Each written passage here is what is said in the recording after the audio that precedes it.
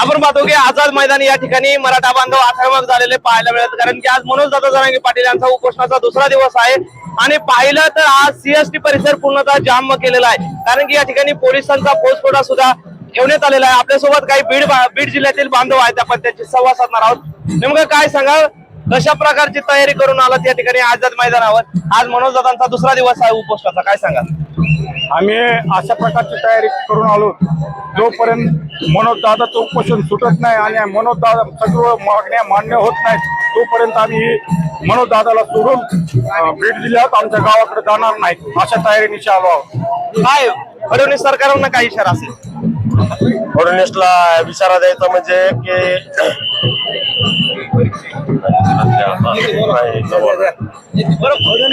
कसं नियोजन वगैरे करून आलात काय? गावाकडून ज्या पद्धतीने आलोत का, तर असं आलोत की परत जायचंच नाही, जोपर्यंत आरक्षण देत नाहीत तोपर्यंत तर परत जाणारच नाही। काय सांगाल, कशा प्रकारची तयारी करून आलात? आता सध्या पाहतो मुंबईमधील खाऊ गल्ल्या संपूर्ण बंद आहेत, नेमकं कसं नियोजन आहे? खायचं वगैरे कशी व्यवस्था आहे?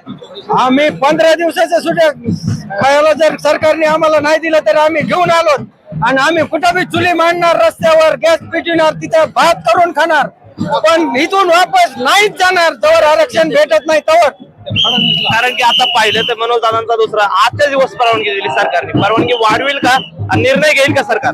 परवानगी वाढवून नाही, त्याच्या बापाला बी परवानगी वाढवून द्यावा लागेल सरकारच्या। परवानगी कसं देत नाही? मुंबई ही महाराष्ट्र आणि मुंबई मराठ्याची आहे फक्त, आणि इथं फक्त मराठ्याचंच राज्य चालणार आहे, कोणत्या आयऱ्या गाड्याला गिनीत नाही तिथले मराठी। नेमकं कसं नियोजन असणार आहे काय? आपण पाहिलं तर या ठिकाणी पूर्ण खाऊ गल्ल्या वगैरे बंद केलेल्या आहेत आणि आझाद मैदानावर मनोज दादांचं उपोषण सुरू आहे। मनोज दादांना पुढे उपोषण करून देणार का? नाही, मनोज दादाला उपोषण करणं म्हणजे खूप धोकादायक आहे। त्यांनी या अगोदर 7 उपोषण केले, त्यांच्या जीवितात धोका होऊ शकतो। फडणवीसला मुद्दामून त्रास द्यायला लागला, उपोषण वाढवावं लागला। इथं जे आंदोलन करते आले, इथले सगळे शॉप बंद केले, तिथं अन्न पाणी सगळं बंद केले, पाणी बंद केले, तिथं स्वच्छता गृह दिलेले नाहीत। हे फडणवीस सरकार म्हणजे इंग्रजापेक्षाही भयान खतरा आहे।